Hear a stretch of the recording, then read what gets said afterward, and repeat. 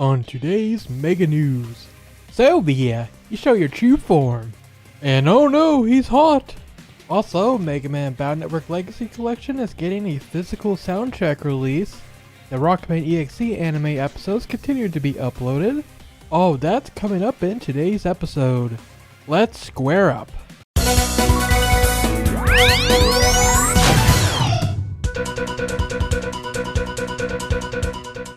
Welcome to your Mega News for the end of January 2023. Coming to you from the ShadowRockZX YouTube channel and the MMNetwork.com. As usual, we're going to begin our roundup in the deep log. In case you haven't already seen the mugshot reveal at the end of story chapter 20-5, allow me to introduce you to ViA's true form. Yup, he's officially upgraded from original character, please don't steal, to, oh no, he's actually hot. If you all remember his corrupted face from all the way back in chapter 4, it looks like that just became his wings now. And this man compulsively can't stop making bass poses, so that's neat. But something I don't see people mentioning is, to me at least, he looks fairly similar to Gate's battle form from X6. He's like the guy that she tells you not to worry about. Of course, at the end of the day, he's still basically a Zero clone, so the hair makes sense as well as Zero's gem on his chest. But at least he's graduated from being just a recolor. Nevertheless, original character, don't steal. And the name of this OC is ViA Squared? Square? Really? That's all they came up with? I guess we're going for the Mega Man RPG naming scheme here, but they just ended up with this square symbol. Well, actually, there is a reason for that square symbol.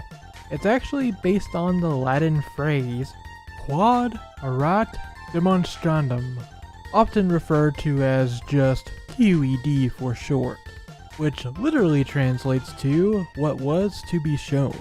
Traditionally, QED is used at the end of mathematical proofs and philosophical arguments to show that they are complete. In the case of Dive, the QED symbol could indicate that, well, this is it. This is the complete form of ViA. But still, I mean, they could have done better with that, to be honest. Even just true ViA would have worked just as well. Well, alrighty then, let's square dance with his moveset now, shall we? And in case you haven't heard enough of me talking about how balance no longer exists in this game, ViA Square is just another example of my whole point. I mean, to be frank, balance hasn't existed in this game for arguably its whole life, but it's only gotten worse to this point. So anyway, skill number 1 is going to be Swift Shadow Slash. Say that 3 times fast. It's yet another skill of a sword user dashing to your target's position and going absolutely ham on them. And as always, in PvP, this skill will allow ViA to teleport to your target's position. It's funny that for a while we were all scared of Proto Man EXE, but even he has become power crept. Anyway, the main difference with this version of the skill is that it will leave behind a swift shadow at the point of contact that deals continuous damage. And guess what? You're invulnerable during this skill. Aw snap, here we go again. Skill 2 is Ray of Extinction. In case the first skill didn't extinct your enemy already, this one unleashes 4 beams of light that continue to deal damage to targets in range. And once again, you do not take damage during the use of the skill. In addition, Ray of Extinction can cause debuffs for your enemy. The debuff depends on the chip that you equip on it, which ranges from slow, to dispelling buffs, to stun. Oh boy, that's a fun one. As for the passive skills, he has a lot of effects that deal with reducing damage, plus a 40% immunity to stun. His damage at short range is increased by 15%, he reduces damage taken by 15% when at short range as well, and also reduces damage taken by 40% when hit at long range or mid range. And that's on top of his 20% reduction taken from the Devil Armor passive. Did I mention he also gets melee proficiency? so he gets a further 50% damage reducted when using his sword, and not to mention a 15% damage increase. As for the rest of his passives, well, every character in Dive has to be fast, so of course he's going to get that acceleration boost off of the Swift Shadow Slash skill. He can recover HP after using Ray of Extinction, including a healing enhancement status after defeating a target. Then at 5 stars, ViA Square can remove all buffs from the target with Ray of Extinction, and Swift Shadow Slash can now disable the target's skills. The last thing that's worth mentioning is the final passive allows Ray of Extinction to be used twice, whereas Swift Shadow Slash can be activated twice just by default. Oh no, yeah, this man's gonna be a monster. So I would say, like most of the Dive Festival characters in recent memory, he's definitely worth pulling for if you're into PvP, but I mean, that's kinda how this game is now. You have to get the latest character or you are irrelevant. They really want you to. Wow! Oh, and as for Dive Fest, yep, it's back this week of course. And like I've been saying all the way back with Dive Armor Iris, expect a good chunk of more Dive Festival and limited characters a lot more in the coming weeks. We are leading up to the 3rd anniversary of the game after all. But getting back to ViA himself now, if you want to see more of this man in the flesh, the finale of the story chapter 20-6 should finally be dropping this week. I mean, they wouldn't be releasing this guy as a playable character otherwise. And since he is playable, you can probably guess how the final piece of the story is going to go, much like with the other OCs. At least this time it isn't a limited time event. Oh, and you probably heard from the trailer, but there is a new X vs. Zero remix. The first remix in the game that we've had in a long time. Naturally, that's probably going to be the theme for the final battle of ViA, so yeah, it's definitely very fitting considering that he's more or less Zero. That should be nice at least. Either way, I'm looking forward to the main story finally coming to an end after almost 3 years. And that leaves the question, will this be the end of the main story, or will there be a season 2 of sorts? We'll keep you posted if more information on that front comes out. But if I had to give you my guess, the writing's kind of on the wall that this game in general is winding down. Though I suppose we'll find out if they do indeed have any further plans for this game once we get past the 3rd anniversary in March.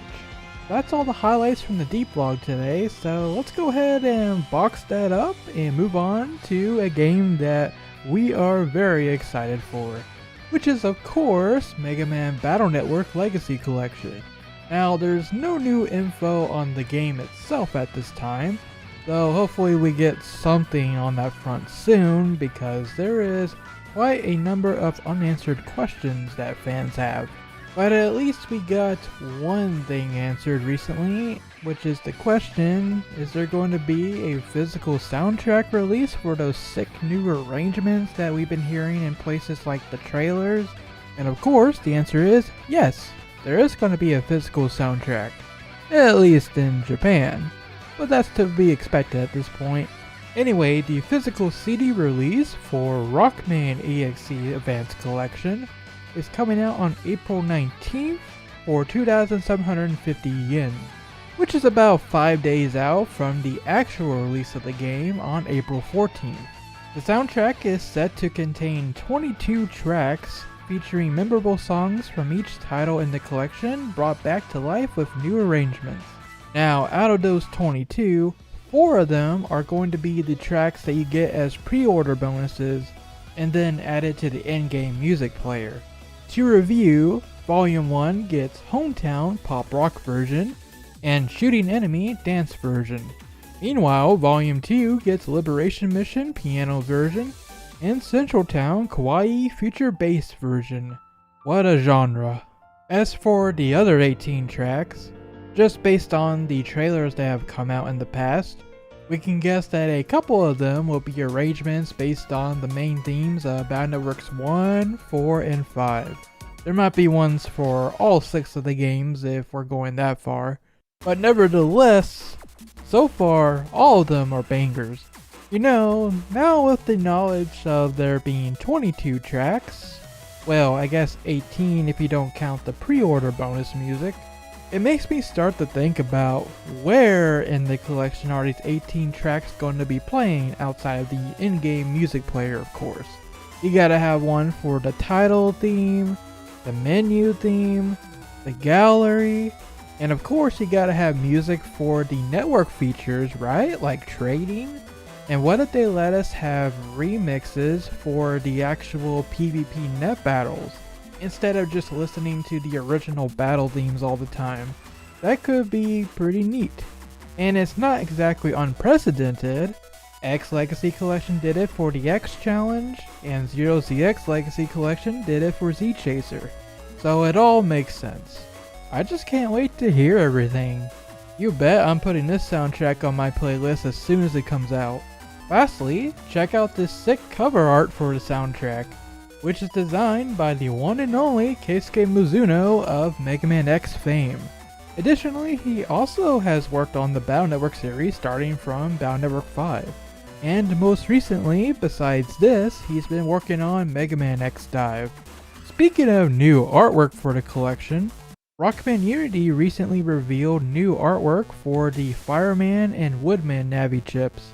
And boy, aren't they a day and night difference? I'll say for Fireman especially, the original chip art almost looks like he was doing a weird dance, and it wasn't exactly clear that he was even just looking behind him, but the new chip art definitely gets the intention across, and I appreciate that. It's just too bad that we are probably not going to see the new chip art used in-game. It's just going to be for the trading features. And to me, that's a big bummer. I would have at least liked a toggle between new and old, just to accommodate for everyone. I mean, if you say these are going to be source ports, you may as well make more usage of all the extra hard work you're putting into these new chip images, or more than just locking them behind a trading feature. But I digress. There is a striking resemblance between this new chip art and the cover art for the new soundtrack. I don't think they confirmed who drew up the new chip art, but in some ways it almost looks like it could be Mizuno's handiwork. Regardless though, this man is always giving us the goods, and boy is he delivering. Anyway, the soundtrack is out on April 19th, and for pre-ordering it, I would say Amazon Japan is your best bet, or CD Japan. But if you do get it on Amazon Japan, you do get an exclusive Mega Jacket, which is basically like a mini poster of the album cover. Pretty sick. In other Battle Network Legacy Collection news, there hasn't been a bunch of new details coming out, but that said, Capcom's social media accounts has been busy posting a lot of clips from the collection lately. In the case of the official English Mega Man account on Twitter, they have been careful not to show anything from beyond the opening first 30 minutes or so of each game. Just little things like, hey, did you know that you could use an area grab and a wide sword to take out multiple enemies? Or that you can use a crack shot in BN6 to protect yourselves from Metars? Wow, what a concept! But although it's really not much, there is a couple tiny little details we could talk about from some of these clips. For example, in the Battle Network 1 clip, we saw that Steel is still called Steel, and it has not been changed to area grab like in the later games. Is it due to character limit? Is it laziness? Who could say? But seeing that in BN1 it's still called Steel, and then we've seen in other clips already that it's still area grab in the other games, it does point to the fact that you may not see a lot of different names change, aside from character names, like we've already seen Spoutman get changed back to Aquaman. Another one I could see is Japan Man, which is a Battle Network 3 localization change from Yamato Man. I could see that being changed back, but it has not been confirmed at this time. That's just my speculation. Aside from that, I'm starting to doubt that we're going to see any major battle chip name changes, except for maybe typos like the Z-Saber situation. When it comes to that, things are probably going to look very vanilla. Of course, the jury is still out on if they're going to change anything like the typos in Battle Network 4 and 5, because, well, they've literally only been showing different battles from the opening of each game. No dialogue or anything like that. A couple of other tiny discoveries include the fact that in Battle Network 2, there is still a transparency issue that was also present in the original game. It can most visibly be seen with the guard battle chip. Check out the top right corner there and you'll see that something ain't quite right. So yeah, when it comes to that little issue, Battle Network Legacy Collection is very faithful to that, for better or worse. And then more recently, they started to show the first clips from Battle Network 6 on the English version of the collection. And again, it's not much, but it is weird that for the very beginning of the game, Mega Man's HP is ending in 1. That could mean they have undershirt already and they just backtrack to a previous area, they're using some kind of developer cheat, or something else weird is going on. But it's really hard to say. That's pretty much all I wanted to talk about in reference to the English clips, but over on the Capcom Japan side of things, they got some more spicy clips where that came from, and that is in the form of the Capcom TV broadcasts. So far up till now, the formula for these shows have been, let's show you the tutorial battle for one game, and then show you the first boss fight. And we're talking like Fireman, Flashman, and so on. And of course, in typical Capcom TV fashion, they tend to give the controller to somebody who has never played the games before, so brace yourselves for some really bad gameplay if you decide to watch them. And that's especially the case for the latest Capcom TV broadcast that just happened. You see, one of the guests actually beat Flashman, so Mr. Famous himself, Uguchi-san, said, "Oh, you beat Flashman, did ya? Well then, let's see you try to beat Shadow Man with the worst custom style possible in the game." Oh, this can only go well. But first, for coverage sake, I should say that yes, the GameCube logo is in fact still there in the mother comp. Hooray! As for the battle itself, well, nothing really new came out of this clip in general, but it is kind of funny in a painful way. You see, on turn 1, this man draws the Life Sword program advance, or I should say the Dream Sword program advance. So let's go ahead and try to help this man try to get the combo right, shall we? Alright, let's begin. Light Sword, Sword, Long Sword, Battle Chips in and download. Wait a minute, that's not right. Wait, no, stop! Stop! Oh man, he doesn't know the PA. Oh no! And cue every Battle Network fan in existence yelling at the screen.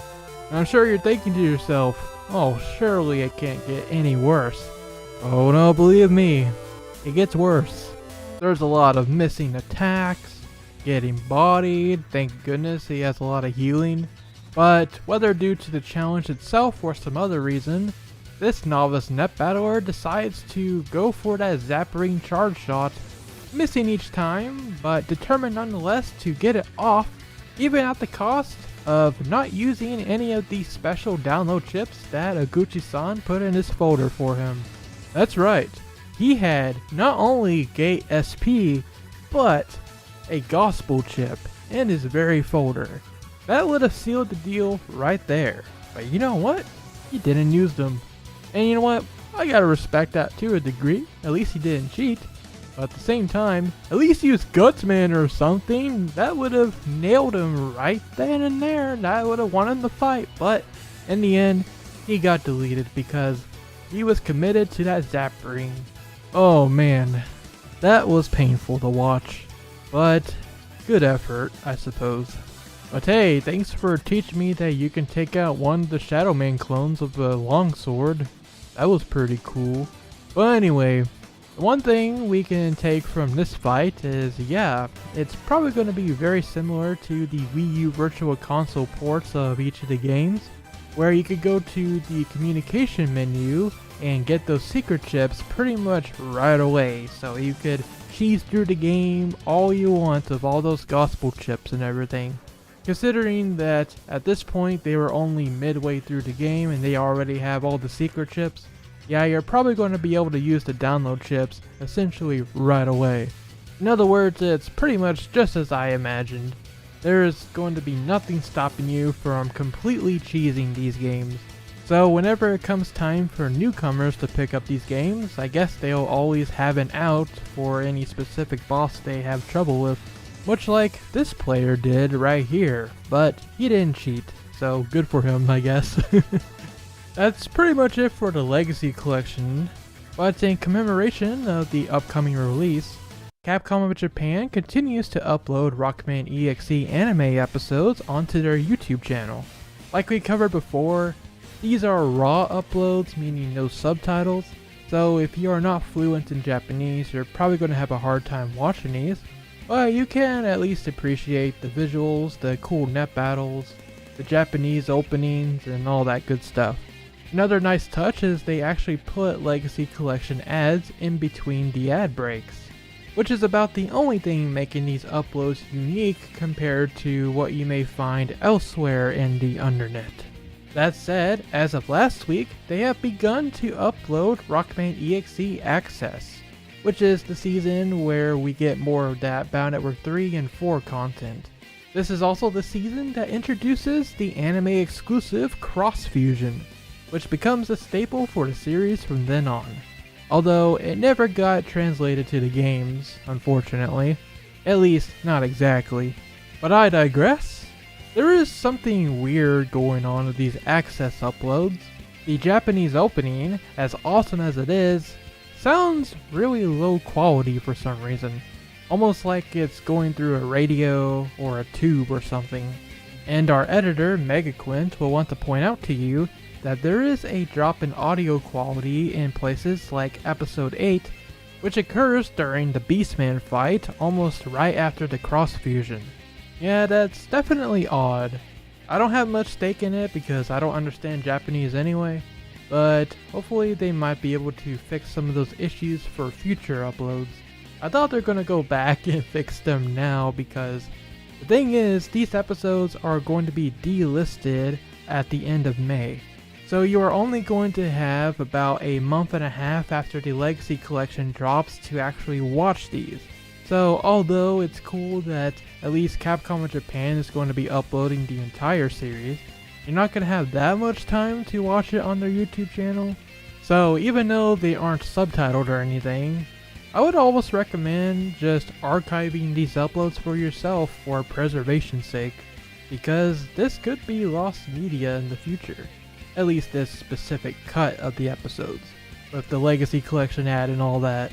Meanwhile, there is still no news as of today on when Capcom USA is going to start broadcasting NT Warrior.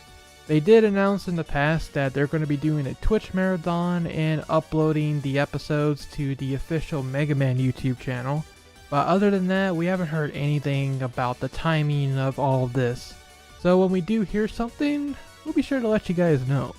I'll tell you what, I definitely need to start watching the EXE anime again. There is so many little things I forgot about because I haven't watched the NT Warrior anime since, well, when they came out on Kids WB Saturday morning cartoons way back in the day. And I still need to watch the rest of Stream and Beast Plus, so I got a lot of catching up to do. So hopefully all these uploads will give me the push I need to actually watch the whole thing. But anyway, that's going to wrap it up for today's Mega News Roundup. Are you guys going to be watching the anime? Are you going to pick up the collection? And which game are you going to start with? And hey, if you're new to the EXE series, first of all, welcome. And also, we recently posted a cool little video telling you all the best games in the series and which ones are worth it to play. Short answer is all of them really, but 1 and 4 are definitely weird ones out of the bunch, and we have some reasonings behind saying that, and also some alternatives if you decide to skip them. I'll have a link to that video in the description if you're interested. Other than that, I would like to thank all of you for watching.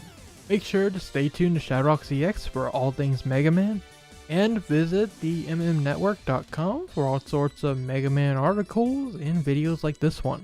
In the meantime, I would like to thank all of our ShadowRockZX channel members, including SA class supporters Criminal Imagination, Man Guy, Spazer, GA class supporters Adrian Cauldron and Austin Buford, and our Ultimate Hunter class supporters Rico Syndrome and LML123. Thank you all so much once again. We'll see you this Wednesday for the final chapter in the Rockman X dive story as a part of our usual dive streams. And until then, rock on and have yourselves a great time zone.